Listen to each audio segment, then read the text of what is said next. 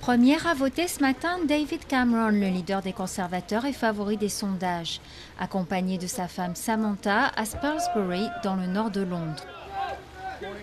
Un quart d'heure plus tard, c'était au tour du Premier ministre sortant, Gordon Brown, et de sa femme Sarah, qui ont voté en Écosse. Après 13 années de pouvoir travailliste, Gordon Brown joue sa survie politique.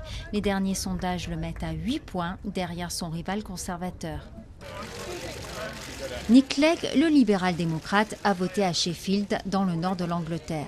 C'est la révélation de cette campagne à suspense. Il sera peut-être ce soir en position de faiseur de roi si aucun parti n'obtient la majorité absolue des sièges au Parlement, soit 326 sièges.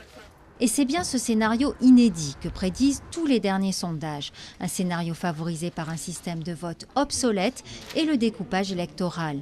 Mais les indécis, encore très nombreux ces derniers jours, pourraient démentir les sondages. Les Britanniques votaient en tout cas très nombreux de bon matin. Quel que soit le résultat qui sera annoncé dans la nuit, il sera spectaculaire. S'il remporte la majorité des sièges, David Cameron sera à 43 ans le plus jeune Premier ministre depuis le 19e siècle.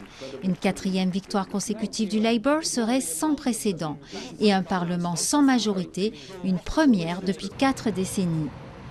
La journée a débuté par un coup de théâtre. L'avion de l'ancien leader de l'UKIP, le parti de droite, s'est écrasé ce matin.